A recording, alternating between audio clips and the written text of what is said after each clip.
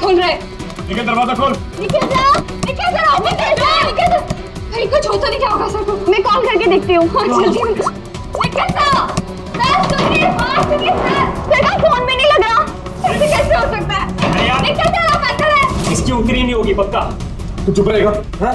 Housekeeping आपके पास room की चाबियां हैं क्या? लाओ दीजिए। सर चाबी तो नहीं है, खो गई। अरे बड़ियों में खो गई, ऐसे कैसे खो गई यार? वेट मैं आ गई हूँ। वेट ऐसा कैसे हो गया? की कार्ड खो दिया आपने? देखिए ये सब आप बाद में कर लीजिएगा। Please open this door. मेरे पास गेस्ट रूम की डुप्लीकेट की कार्ड है। निकल।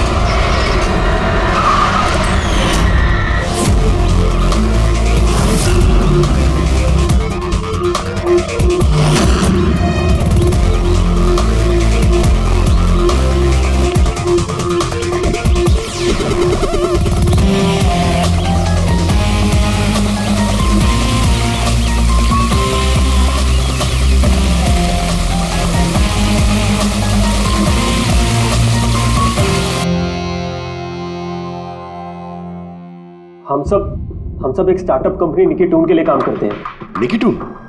वो जो कार्टून बनाती? जी। आप लोग हैं कौन और यहाँ पे क्या कर रहे हैं?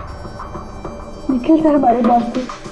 यूएस से एक बहुत बड़ी कंपनी का ऑफर आया था। तो इतने खुश थे।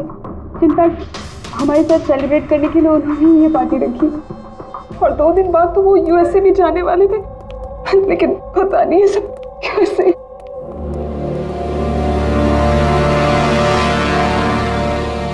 प्लीज आप अपने आप को संभालिए।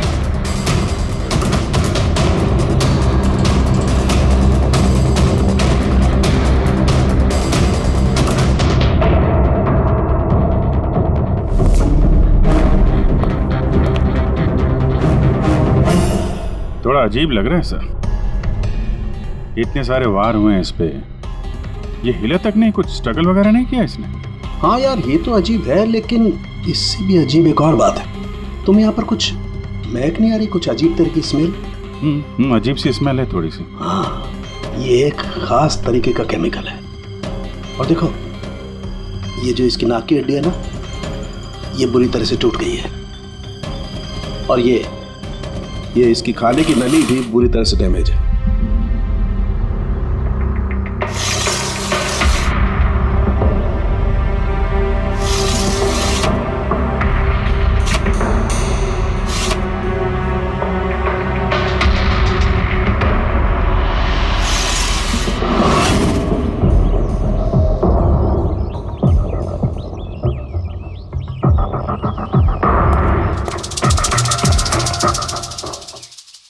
खून पूरी प्लानिंग के साथ किया गया।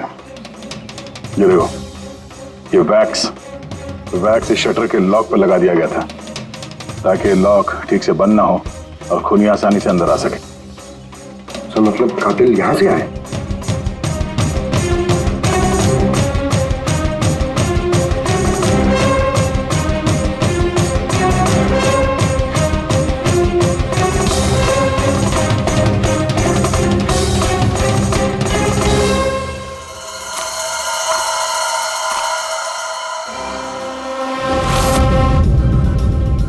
पंकज,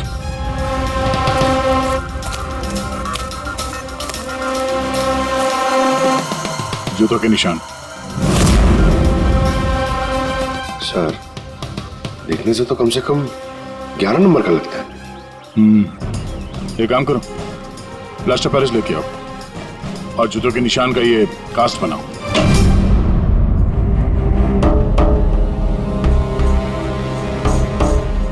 सर की कार्ड। कमरे का की कार्ड यहाँ पे?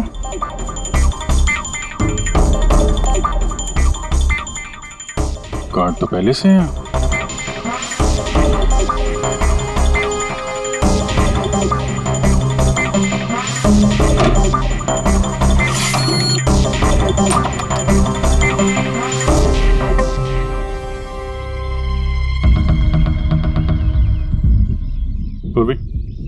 जरा इस दरवाजे का लॉक सिस्टम चेक करवाओ। ऐसे दरवाजे में जब भी कोई कार्ड स्वाइप करके एंट्री लेता है तो लॉक के सॉफ्टवेयर डाटा में उसकी एंट्री रजिस्टर्ड हो जाती है। जरा पता करो कल रात से लेकर अभी तक कितने लोगों ने एंट्री की है। सर एक कार्ड यहाँ पड़ा हुआ है, एक कार्ड वहाँ लगा हुआ है, दो कार्ड।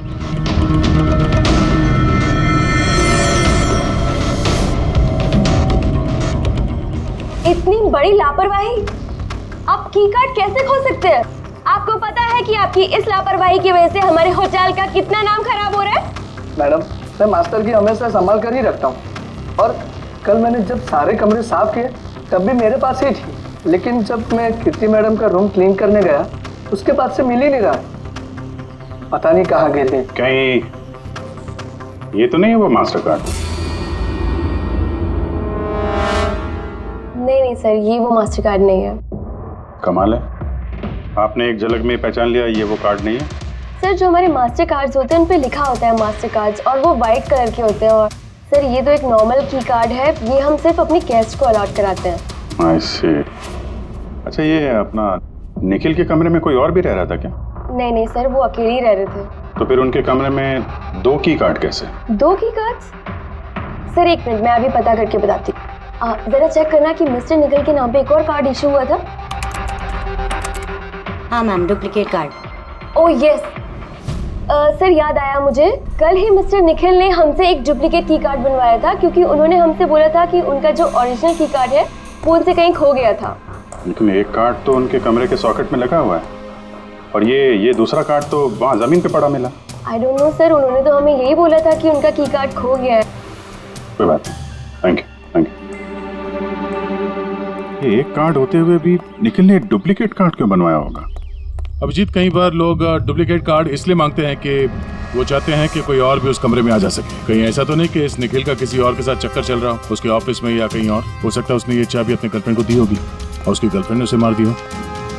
सर, डोर का लॉकिंग सिस्टम स्कैन कर लिया है। रात में की कार्ड 2 बार स्वाइप हुआ है, एक बार 2:15 बजे और एक बार 2:30 बजे। वो इसी टाइम में निखिल का खून भी हुआ था। और एक खूनी कमरे में 2 बार क्यों गया? 2 नहीं, 3 बार। एक बार डुप्लीकेट कार्ड से, एक बार मास्टर कार्ड से, एक बार उस खिड़की से जो खुली हुई थी। सर, मैंने सबसे पूछताछ कर ली। उन लोगों का यही कहना है कि वो लोग रात को रूम में सो रहे थे।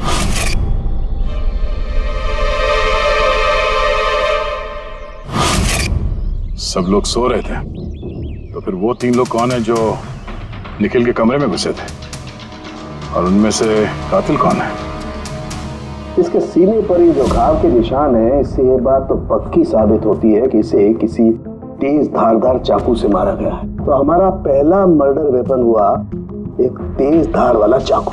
मैंने तुम्हें बताया था ना, ये इसकी ये नाक की हड्डी टूट गई है और इसकी ये खाने की नली भी एकदम डैमेज हो गई है। हा? ये सब कुछ बताते हैं कि किसी चीज से इसका मुंह दबा के इसका दम घोटा गया। एग्जैक्टली। और ये किया है किसी ने इस तकिए से, क्योंकि इस तकिए के रेशे मुझे इसके नाक पर और यहाँ इसके गले पर और चेहरे पर मिले हैं। तो हमारा मर्डर वेपन नंबर 2 हुआ ये तकिया। अभिजीत, याद है कमरे में जब दाखिल हुए थे तो मैंने तुमसे कहा था कुछ अजीब सी महक आ रही है? हाँ, आपने बोला था वो कुछ केमिकल की बू जैसे। एग्जैक्टली अभिजीत, और वो केमिकल है डायबिटीज की दवाई, जो डायबिटीज के पेशेंट अक्सर इंजेक्शन के जरिए लेते हैं। ये देखो यहाँ। मुझे नहीं लगता है इसको डायबिटीज थी। ये जो इंजेक्शन है ये किसी नौसिखे ने दी है। उसने डायबिटीज की दवाई इसे सिर्फ मारने के लिए दी है। सर, कहीं ये वो केमिकल तो नहीं जो डायबिटीज के मरीजों के लिए तो दवा है, लेकिन अगर नॉर्मल इंसान को इसका ओवरडोज दिया जाए तो उनकी जान भी जा सकती है। एग्जैक्टली। इन तीनों तरीकों में से किसी एक तरीके से इसे मारा जा सकता था, तो फिर खूनी ने तीनों तरीकों का इस्तेमाल क्यों किया इसे मारने के? क्योंकि कातिल भी एक नहीं 3 है। क्या? चलो मान लेते हैं कि इस आदमी को 3 अलग अलग तरीके से मारा गया है, तो अब पता कैसे चलेगा कि किस तरीके की वजह से इस आदमी की मौत हुई? यही सबसे बड़ी गुत्थी है बॉस, इसे सुलझाना अभी बाकी है। तो ये पार्टी खुद निखिल नहीं दी थी? जी सर, एक्चुअली उसे यूएसए से एक बहुत अच्छी जॉब ऑफर मिली थी, तो बस उसी को सेलिब्रेट करने के लिए उसने हम सब के लिए ये गेट टुगेदर रखा था। पूरा स्टाफ, निखिल का पूरा स्टाफ आया था यहाँ पे? जी, निखिल सर की टीम के सभी लोग यहाँ मौजूद हैं। निखिल ने अपने रूम की डुप्लीकेट की बनवाई थी, जबकि उसके पास ओरिजिनल की भी थी। इसके बारे में कोई कुछ जानता है? जी मैम, इसके बारे में तो हम कुछ नहीं जानते। अच्छा, उसका किसी के साथ कोई अफेयर चल रहा था? अफेयर? निखिल का तो एक ही अफेयर था। किसके साथ? अपने काम के साथ सर। वो इतना मनी माइंडेड और एम्बिशियस था कि हर वक्त सिर्फ काम काम और काम। अच्छा, निखिल की मौत हुई तो आप लोगों को कब पता चला, कैसे पता चला? एक्चुअली सर, कल रात में पार्टी के बाद बहुत हंगामा हो गया था, तो सुबह हमने सोचा कि एक बार जाके निखिल से सब कुछ सॉर्ट आउट कर लेते हैं। तो जब उसके रूम में गए, हमने काफी देर तक दरवाजा खटखटाया। पर सर, जब काफी देर तक खटखटाने के बाद भी दरवाजा नहीं खुला तो फिर हमने हाउसकीपिंग वालों से पूछा, पर उनके पास ही मास्टर की कार्ड नहीं था। सर मैंने फोन भी ट्राई किया था, पर उनका फोन भी नहीं लग रहा था। और सर, जब फाइनली मैनेजर ने आके मास्टर की से दरवाजा खोला तो हमने अंदर जाके देखा कि निखिल की लाश पड़ी हुई थी। कल रात पार्टी हुई, हंगामा हुआ और खून भी हो गया। कहानी थोड़ी लंबी लग रही है, आराम से बैठ के सुनते हैं।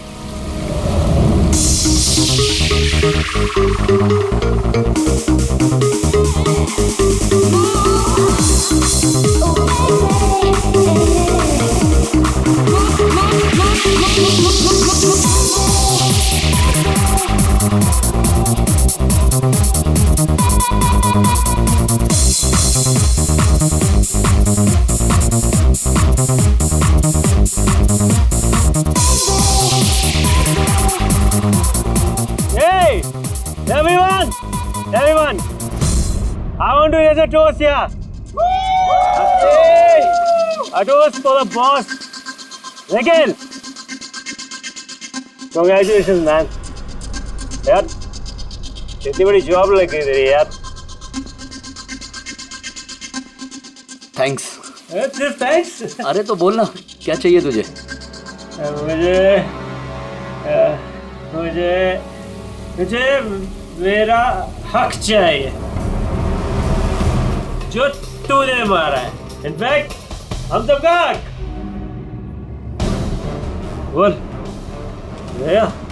हाँ, ये जो तो यूएस की जॉब पे तो चल रहा है ना, ये अपॉर्चुनिटी तेरे को हम सबकी वाट लगा के मिली है।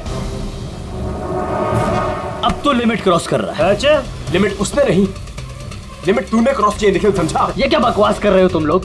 बकवास नहीं है, बिल्कुल सच है ये। तेरी डील के पेपर्स यूएस की कंपनी के साथ मैंने देखे हैं। यूएस की कंपनी ने निकी टूल्स यानी हमारी कंपनी को फंड ऑफर किया था, लेकिन तूने हम सबकी मेहनत मार के खुद मजे लेना चाहता है।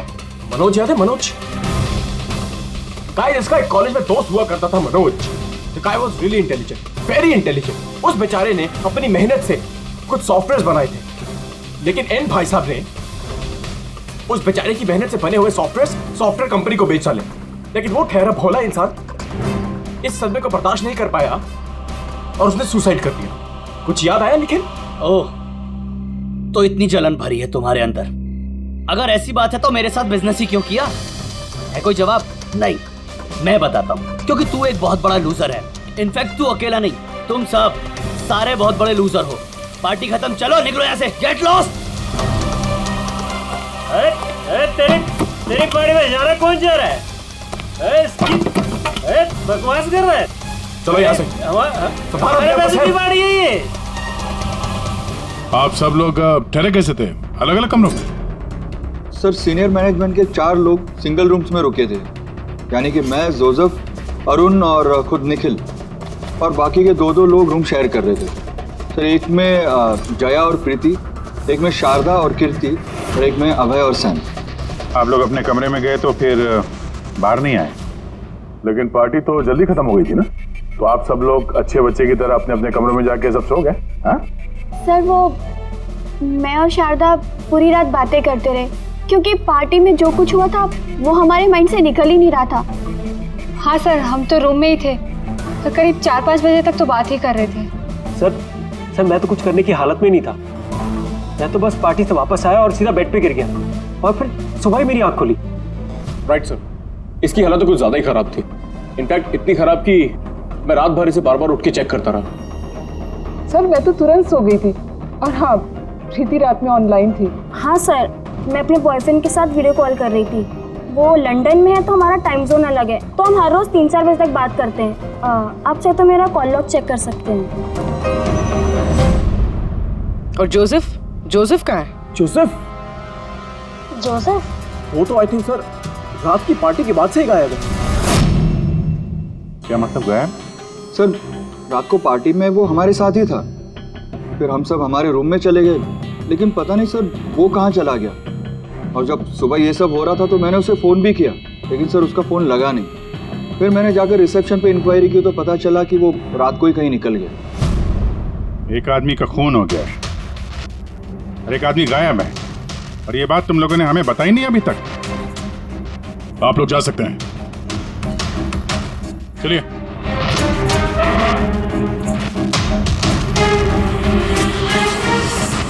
सर मुझे तो लगता है सब के सब झूठ बोल रहे हैं। जब तक असली कातिल सामने नहीं आ जाता, ये सब शक के घेरे में है। इसके सीने पर जो ये घाव के निशान है ना, ये भी अपने आप में एक गुत्थी है। ये देखो, ये घाव देख रहे हो इसके सीने पर, ये 2 घावों की दूरी समान है।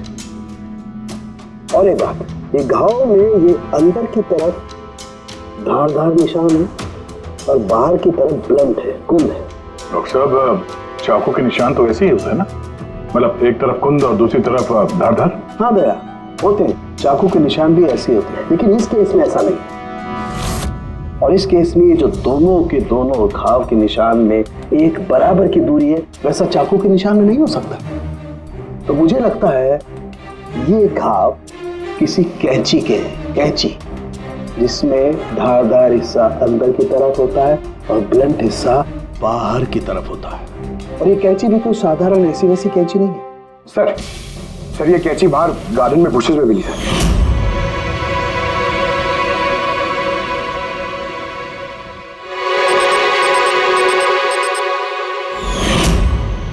ये देखो, और सर उसके ऊपर ब्लड के ट्रेसेस भी हैं। मैं जो बात कर रहा था वैसी ही कैंची, और इस पर ब्लड के ट्रेसेस भी मिले हैं। हो सकता है खूनी ने इस कैंची से ही वार किया। यस, एक बात और, ये वार करने वाला कोई लेफ्ट हैंडर था।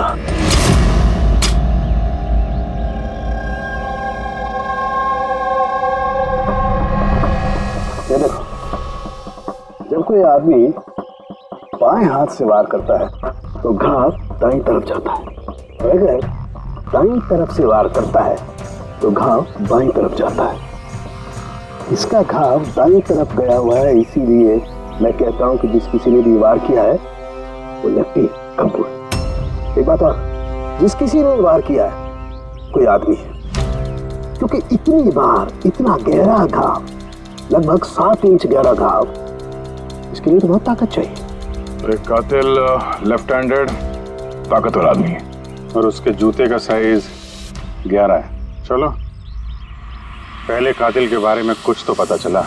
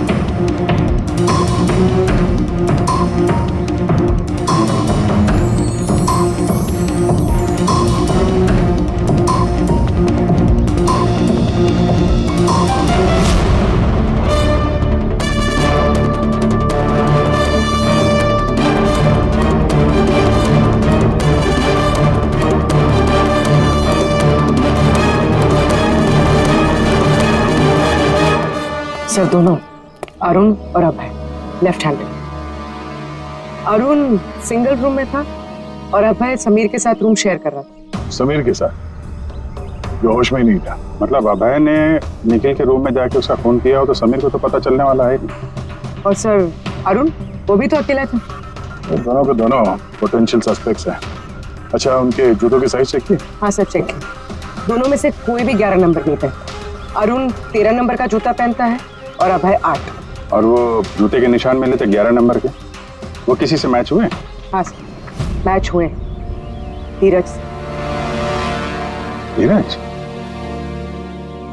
धीरज भी सिंगल रूम में थे, लेकिन सर वो लेफ्ट हैंडेड नहीं, राइट हैंडेड। ऐसा तो नहीं कि डॉक्टर सालुंके को कोई गलतफहमी हुई है? मेरा मतलब है कि कातिल लेफ्ट हैंडेड हुई। सालुंके साहब से बात करने से पहले धीरज से मिल लेते हैं। सर, आप लोगों को धोखा हुआ है। मैंने सच में निखिल को नहीं मारा है सर। क्राइम सीन पे हमें तुम्हारे जूतों के निशान मिले, लेकिन सर ये भी तो हो सकता है कि किसी और ने मेरे जूते पहन लिए हो। वैसे सर, मैंने अपने जूते अपने कमरे से बाहर रखे थे पॉलिश के लिए। लेकिन तुम कमरे में अकेले थे और इस बात का तुम्हारे पास कोई सबूत भी नहीं है। सर वो शारदा। शारदा? शारदा क्या? एक्चुअली शारदा और मेरा अफेयर है, और ये बात हम किसी को बताना नहीं चाहते थे। लेकिन सर शारदा मेरे साथ मेरे रूम में ही थी। तो शारदा ने कहा कि वो अपने कमरे में थी कीर्ति के साथ। सर वो तो बचने के लिए उसने झूठ कहा था, क्योंकि कीर्ति ही सिर्फ ऐसी थी जो हमारे अफेयर के बारे में जानती थी। इनफैक्ट कीर्ति ने ही हमें एनकरेज किया था। धीरज सच बोल रहा है, मैं उसके साथ उसके रूम में थी। सर अगर इसकी थियरी सही है और सच में किसी ने इसके जूते पहनकर कत्ल किया हो सकता है। ये घास और मिट्टी इस जूते के अंदर गए कैसे? कुछ तो है जो हम लोगों से छूट रहा है।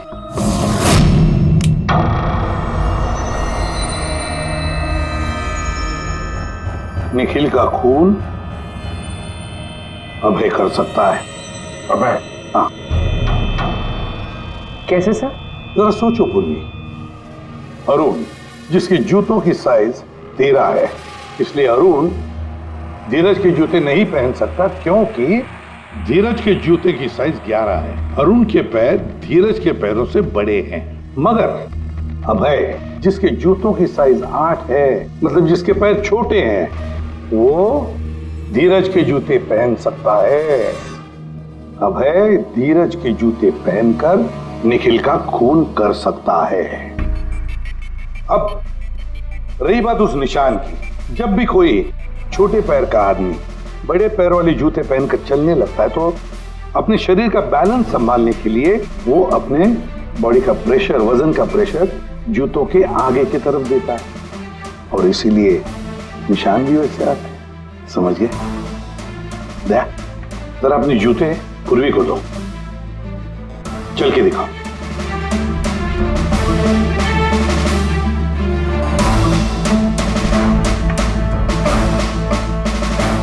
अब चलो।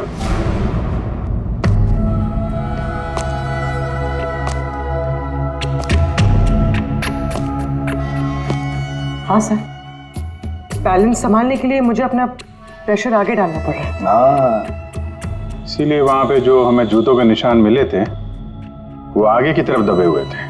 मतलब 3 कातिलों में से एक कातिल है अभय। यानी पहले अभय ने निखिल के कमरे की खिड़की का लॉक अटका दिया, और जब रात को समीर नशे में चूर होकर सो गया, अभय बाहर गया, धीरज के जूते पहने,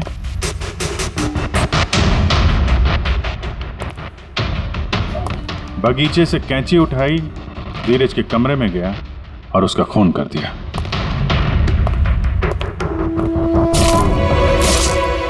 अब पता ये लगाना है कि बाकी के 2 कातिल कौन है और फिर इन तीनों में से सबसे पहले खून किसने किया।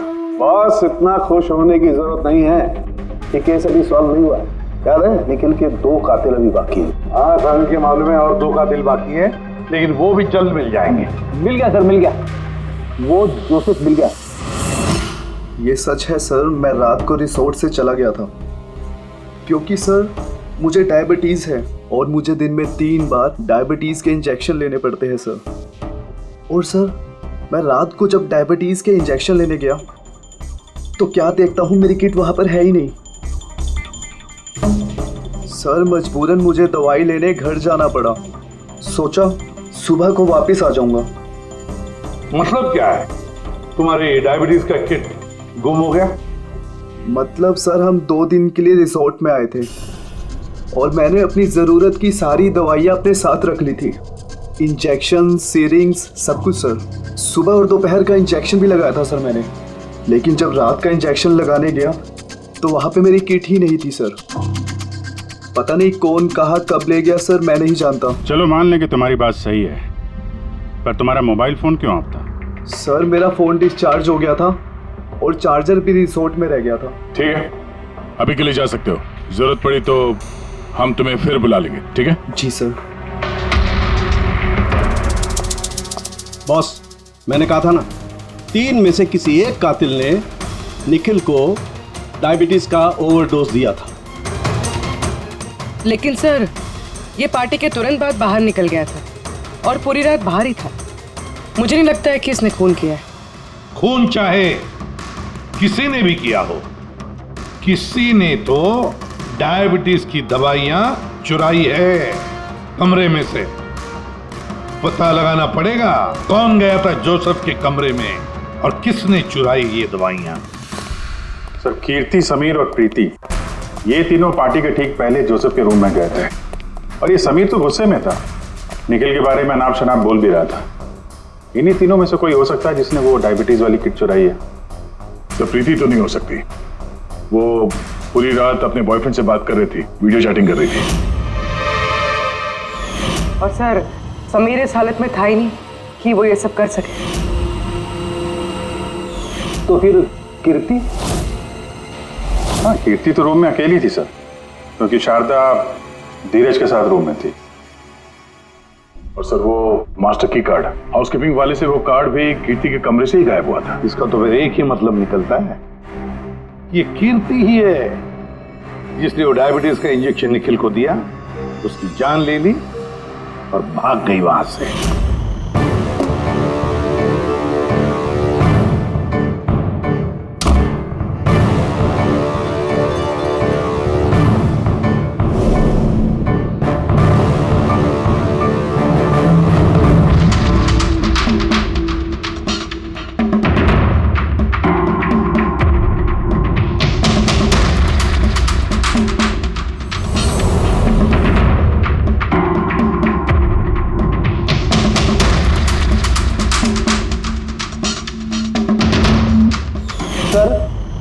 तो मिल गए, अब ये तीसरा खूनी वही है ना जिससे निखिल का चक्कर। अब मेरा मतलब है जिसे निखिल ने डुप्लीकेट की कार्ड दिया था।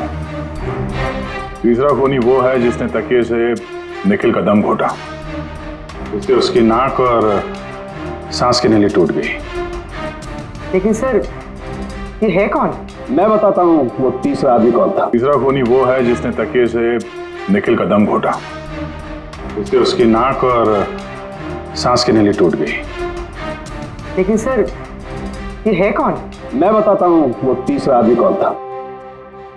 खून में जिस तकिए का इस्तेमाल किया गया था उस तकिए को मैंने बहुत बारीकी से चेक किया। अरे वैसे तो कपड़े पर से फिंगरप्रिंट उठाना बहुत ही मुश्किल काम है, प्रैक्टिकली नामुमकिन है, लेकिन अभी फिलहाल विदेश में एक नई टेक्निक का इस्तेमाल करने लगे जिसकी वजह से पॉसिबल हुआ। इसमें स्वर्ण भस्म का इस्तेमाल करके। स्वर्ण भस्म वगैरह छोड़ दे यार, सिर्फ इतना बता तकिए पर से तूने फिंगरप्रिंट्स उठाए? मैंने कोशिश की लेकिन नहीं। तो फिर ये सब कहानियां क्यों सुना रहा है अगर कुछ मिला नहीं है तो? ये किसने कहा कुछ भी नहीं मिला? तूने तो अभी कहा। नहीं, मैंने ये कहा फिंगरप्रिंट्स नहीं मिले। बॉस, फिंगरप्रिंट नहीं मिलने के बावजूद मुझे तकिए पर से बहुत कुछ मिला है। एक तो मुझे उस तकिए पर से किसी की चमड़ी के बहुत छोटे छोटे रेशे मिले जिसे मैंने डीएनए टेस्ट के लिए भेज दिया। और उस तकिए को जब मैंने और ज्यादा चेक किया तो मुझे उस पर से मिला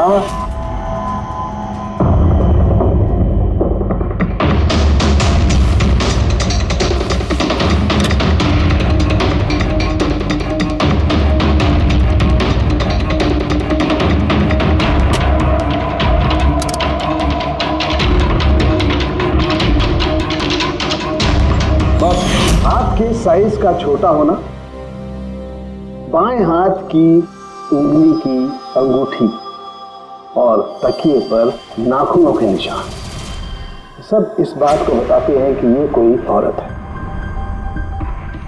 देखा सर, मैंने कहा था ना निखिल का कोई चक्कर है औरत के साथ। कौन कौन हो सकती है? ये लोग हाथ के निशान से उन लोगों के निशान मैच करके देखेंगे ना। नहीं सारुण, कि उससे कुछ नहीं होगा, उससे कुछ नहीं होगा। अब देख, ये धीरज शारदा के साथ अपने कमरे में था। दूसरा, वो तो रिसोर्ट में था ही नहीं। कीर्ति ने डायबिटीज की दवाई की इंजेक्शन से निखिल को मार डाला। अभी निखिल को कैंची से मारा, कैंची से। जया तो सो रही थी रिसोर्ट में अपने कमरे में। प्रीति वीडियो कॉलिंग पर लगी रही थी। समीर तो पी के दूध था। तो इन सब में बचता है अरुण, जिसके पास कोई सबूत नहीं, जो कहता है कि वो अपने कमरे में अकेले ही था। अरुण, लेकिन बॉस खूनी तो कोई औरत है। तभी तो सारुण के, तभी तो इनमें से किसी के भी हैंडप्रिंट्स मैच नहीं होंगे, किसी के भी हैंडप्रिंट्स मैच नहीं होंगे, क्योंकि कातिल इनमें से कोई है ही नहीं। इनमें से कोई है ही नहीं, वो तो कोई और ही है। और मुझे मालूम है वो कौन है।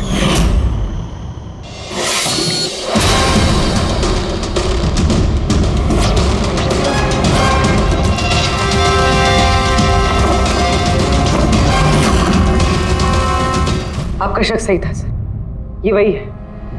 निखिल की वजह से उसके जिस दोस्त मनोज ने खुदकुशी की थी, उसकी गर्लफ्रेंड। मनोज की गर्लफ्रेंड? लेकिन निखिल ने उसे की कार्ड क्यों दिया? दिया नहीं, वो की कार्ड उसने खुद बनाया। निखिल के कमरे का की कार्ड कभी खोया ही नहीं था ना। निखिल ने छाया से कहा कि उसके कमरे का डुप्लीकेट की कार्ड बनाकर देंगे। वो डुप्लीकेट की कार्ड तो छाया ने बनवाया खुद, अपने आप। और फिर निखिल के कमरे में जाकर निखिल को मार डाला। अपने मंगेतर मनोज की मौत का बदला ले लिया उसने, बदला ले लिया। जी सर, आपने हम लोगों को बुलाया? जी हाँ, आप लोगों को हमने इसलिए बुलाया क्योंकि खूनी का पता चल गया है। आपको पता चल गया सर? कौन है वो? आपको बहुत जल्दी है जानने की, कीर्ति जी। सर वो तो मैं ऐसे ही पूछ रही थी। वैसे सर अभय, आपको क्या लगता है कातिल कौन है? सर ये मैं कैसे बता सकता हूँ, ये तो आप जानते होंगे ना। हम तो जानते ही हैं, आप भी अंदाजा लगाइए। मिस छाया, आप कुछ अंदाजा लगा सकती हैं? अब मैं क्या अंदाजा लगा सकती हूँ? देखिए प्लीज आप जल्दी कीजिए, मुझे निकलना है, बहुत जरूरी काम है। हाँ, आप तो जल्दी में ही होंगी। जैसे कत्ल की रात थी, निखिल का तकिए से खून करने के बाद जल्दी जल्दी में वहां से निकलते वक्त आप ये डुप्लीकेट कार्ड की वहां बोलेंगे। याद है आपको? ये क्या बोल रहे हैं आप? मैं उसका खून क्यों करूंगी? मैं तो उसको जानती तक नहीं हूँ। ऑफ कोर्स आप उसको जानती हैं। तुम्हारे बॉयफ्रेंड ने कुछ साल पहले इस निखिल की वजह से खुदकुशी की थी ना, उसी का बदला ले रही हो ना तुम। इसका मतलब मनोज इसका बॉयफ्रेंड था? गाइस, इसका एक कॉलेज में दोस्त हुआ करता था Manoj. The guy was really intelligent, very intelligent। उस बेचारे ने अपनी मेहनत से कुछ सॉफ्टवेयर बनाए थे, लेकिन एन भाई साहब ने उस बेचारे की मेहनत से बने हुए सॉफ्टवेयर कंपनी को बेच डाले। इस सदमे को बर्दाश्त नहीं कर पाया और उसने सुसाइड कर दिया। इसका मतलब निखिल का खून भी इसी ने किया है? तीन लोगों ने मारा है निखिल को, तीन लोगों ने, और वो सब तुम में से ही कोई है। ये क्या कह रहे हैं सर आप? वही जो आपने सुना। पूछिए मिस्टर अभय और मिस कृति से। क्यों अभय? वैसे हमें सबूत तो मिल गए, लेकिन तुम लोग अपना गुनाह खुद कबूल करोगे या पूरी कहानी हम ही लोगों से सुनोगे? बताता हूं सर।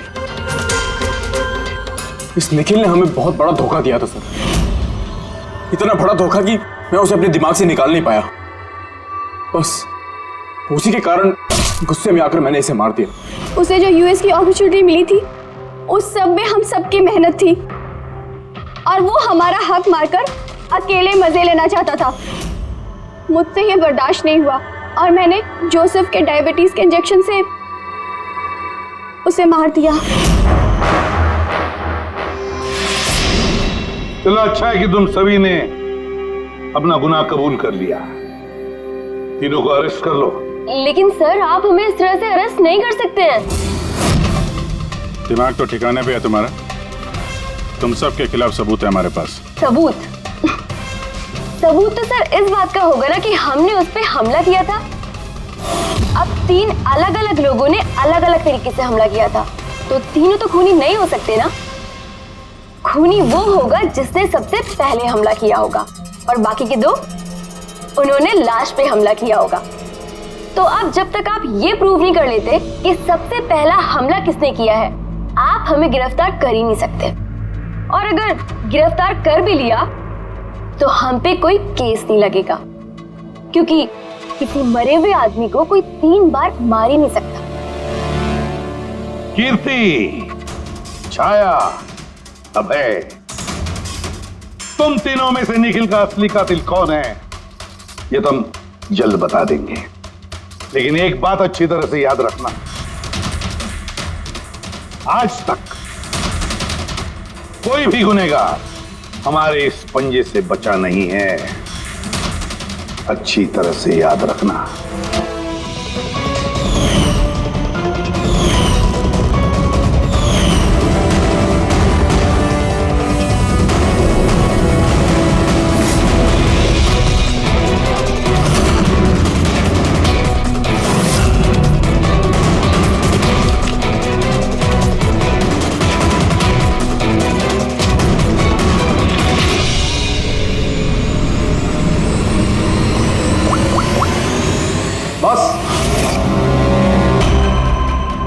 निखिल पर 3 अलग अलग लोगों ने 3 अलग अलग तरीके से हमला किया।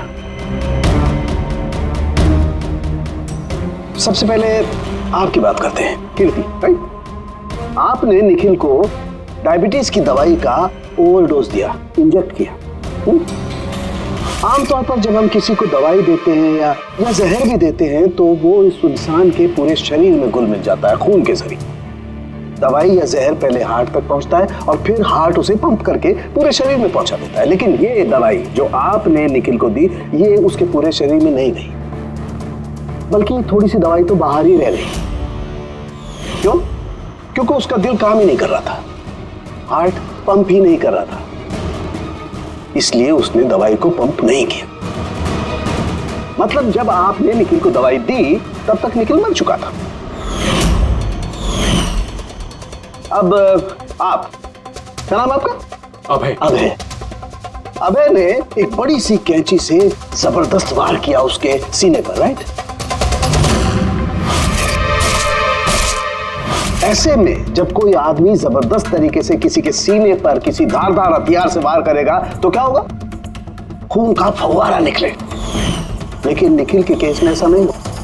खून के कुछ छींटे निकले और थोड़ा थोड़ा खून रिस के बाहर आ रहा था। क्यों? अगेन उसका हार्ट खून को पंप ही नहीं कर रहा था, और पंप इसलिए नहीं कर रहा था क्योंकि हार्ट काम ही नहीं कर रहा था। मतलब साफ है, आपने जब उसे कैंची से वार किया तब तक निखिल मर चुका था। मतलब ये है कि निखिल को सबसे पहले मारने वालों में न तुम थे अभय,